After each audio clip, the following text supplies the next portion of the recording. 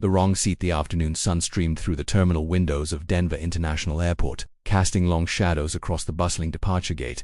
Sarah Chen clutched her boarding pass with trembling fingers, her heart hammering against her ribs as she watched passengers file onto Flight 847 to Chicago. This was it, her one chance to save everything she had worked for. Sarah had never imagined she would be flying to a job interview that could change her life. 6 months ago, she had been happily running her small bakery in a quiet Denver neighborhood, known for her delicate pastries and warm customer service. Then the landlord had doubled her rent, construction on her street had driven away foot traffic, and her savings had dwindled to almost nothing. The bakery that had been her dream was now hanging by a thread when she had seen the job posting for a head pastry chef at a prestigious Chicago hotel. Sarah had hesitated. The salary would easily cover her debts and allow her to start fresh. But leaving Denver, leaving behind everything familiar, felt like admitting defeat. Now, as she handed her ticket to the flight attendant, Sarah whispered a small prayer that this interview would go well. She needed this job more than she had ever needed anything. Finding her seat proved more challenging than expected. The plane was nearly full, and Sarah's ticket read 1-2I, a window seat that should have been easy to locate. But when she reached row 12, a man was already sitting in what appeared to be her spot.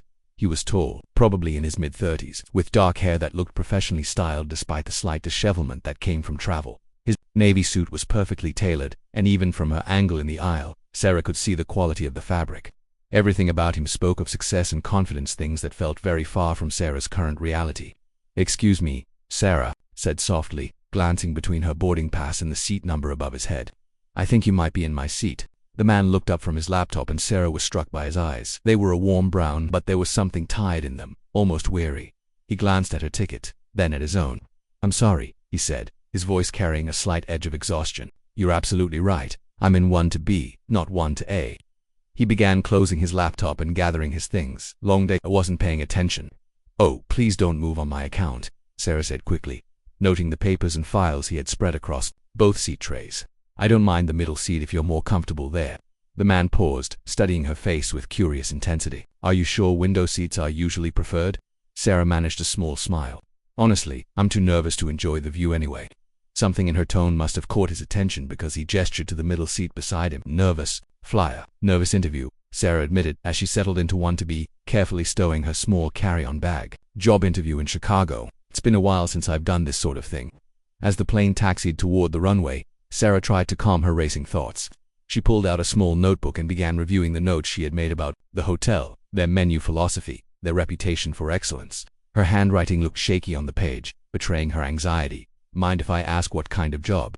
the man beside her asked as they reached cruising altitude. He had introduced himself simply as Alexander, and there was something genuinely interested in his question, not just polite small talk. "Pastry chef position," Sarah replied, closing her notebook.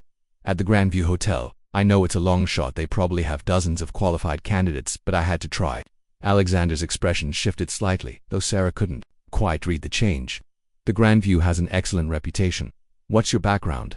Sarah found herself opening up to this stranger in a way she hadn't expected. Perhaps it was the enclosed space of the airplane, or maybe it was Alexander's genuine interest, but she told him about her bakery, about the challenges she faced, about the difficult decision to consider leaving Denver. "I started the bakery 5 years ago," she explained, her voice growing stronger as she talked about her passion. "It was everything I had dreamed of, a place where the neighborhood could gather, where I could create beautiful things that made people happy, but business has been ... challenging lately." Alexander listened intently, asking thoughtful questions about her techniques, her favorite items to create, her philosophy about food and hospitality. Sarah found herself describing the meditation she found in kneading bread, the joy of seeing a customer's face light up when they tasted something she had made, the community that had formed around her small shop. "It sounds like you created something special," Alexander said quietly. "That's not easy to do." "Maybe not special enough," Sarah replied with a rueful smile. "If it were, I wouldn't be flying to Chicago looking for a way out." The flight attendant came by with drinks, and Alexander ordered coffee for both of them without asking, somehow intuiting that Sarah could use the caffeine before her interview. As they sipped their drinks, their conversation meandered from food to travel, to dreams deferred and chances taken. "Can I ask you something?" Sarah said as they began their descent into Chicago. "What do you do? You seem like someone who's used to getting what you want." Alexander was quiet for a long moment, staring out the small window at the city sprawling below them. "I run a business. Several businesses, actually. But lately I've been wondering if I've lost sight of why I started doing this in the first place." There was something wistful in his voice that made Sarah study his profile more carefully. Despite his obvious success, There was a loneliness around him that felt familiar. "What did you start doing it for?" she asked gently. "To create something meaningful, to bring people together, to make a difference, even in small ways." Alexander turned back to her with a self-deprecating smile. "Sounds naive, doesn't it?" "It sounds like we started with similar dreams," Sarah said. "Maybe the scale was different, but the heart was the same." As the plane touched down at O'Hare, Alexander helped Sarah retrieve her carry-on bag from the overhead compartment. The gesture was simple, but there was something careful and considerate about the way he made sure she had everything before stepping into the aisle. "Sarah," he said as they walked up the jet bridge together, "I hope your interview goes well. The Grandview would be lucky to have someone who understands that food is about more than just technique, it's about connection." They parted ways at the gate, Alexander disappearing into the crowd of travelers while Sarah took a moment to gather her courage for what lay ahead. She had exactly 2 hours before her interview, enough time to freshen up and review her notes one final time. The Grandview Hotel was everything Sarah had imagined: elegant, sophisticated, intimidating. The lobby soared 3 stories high, with crystal chandeliers and marble floors that clicked under her modest heels. Sarah checked in at the concierge desk and was directed to the executive offices on the 20th floor. Her palms were damp with perspiration as she sat in the waiting area outside the CEO's office. She had expected to interview with the head chef or maybe a food and beverage manager. Meeting with the CEO seemed unusually formal for a pastry chef position, but she tried not to read too much into it. Miss Chen, a well-dressed assistant, appeared beside her chair. "Mr. Richardson will see you now." Sarah's heart nearly stopped.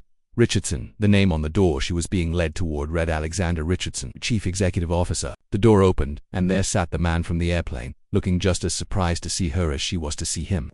But his surprise quickly transformed into something that looked remarkably like relief. "Sarah," Alexander said, rising from behind his desk, "please, sit down. I think we have some things to discuss." "You're the CEO of the Grandview Hotel," Sarah said, her voice barely above a whisper. "I am, and you're the pastry chef who understands that food is about creating connections and bringing people joy." Alexander moved around his desk to sit in the chair across from her rather than behind the imposing barrier of his office furniture. "I've been looking for someone exactly like you for months." The interview that followed felt less like a job interrogation and more like a continuation of their airplane conversation. Alexander asked about her vision for the hotel's pastry program, her ideas for incorporating community and warmth into a luxury setting, her thoughts on mentoring young chefs. "The position comes with relocation assistance," Alexander said as their conversation drew to a close. "And I'd like to offer you something beyond the standard package: seed funding to help you maintain your bakery in Denver as well, perhaps as a sister location to what you'd build here." Sarah stared at him in disbelief. "You want me to keep my bakery?" "I want you to expand your dream, not abandon it," Alexander said simply. "What you described on the plane, that sense of community, that personal touch, that's exactly what I've been trying to bring back to my hotels. I've been so focused on profit margins and efficiency ratings that I forgot what hospitality really means." Sarah walked out of the Grandview Hotel 3 hours later with a signed contract in her hands. She couldn't help but marvel at the strange turn her life had taken. She had boarded a plane that morning thinking she was running away from her dreams. Instead, she had found someone who wanted to help her make